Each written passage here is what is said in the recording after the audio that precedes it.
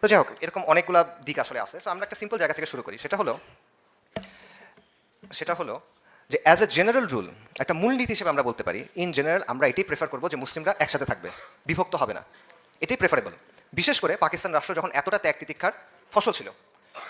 তো এটাই যদি অবস্থান হয়, তাহলে পাকিস্তানটা আলটিমেটলি আলাদা যে হইলো, দুটো যে ভাগ হলো, এটাকে আসলে ভালো একটা কাজ হয়েছে কিনা, এরকম একটা কোয়েশ্চেন থাকতে পারে। এবং এটা আসলে ভালো যদি হয়, এটা কার উদ্যোগে আসলে হয়েছে?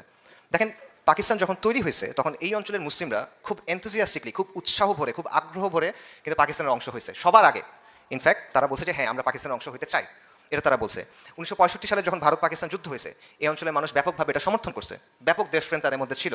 পাকিস্তান আর্মির অংশ হিসেবে এখানকার মানুষ সেনাবাহিনীতে যুদ্ধ করছে, মারা গেছেন তারা। তাহলে যেটার জন্য তারা এত কিছু করলো, এত আগ্রহ করে যে দেশটা হলো, 65 সালের কথা, এটা 6 বছরের মধ্যে কেন এটা আলাদা হয়ে গেল? এবং এটা কি কোনো আদর্শিক লড়াই তাহলে ছিল কিনা? এটা কি বাঙালি জাতীয়তাবাদের জন্য অথবা মুজিববাদের জন্য বা এরকম কোনো কারণে কি আসলে এটা আলাদা হয়ে গেল কিনা, নাকি পুরো জিনিসটা আসলে একটা ভারতের চক্রান্ত ছিল?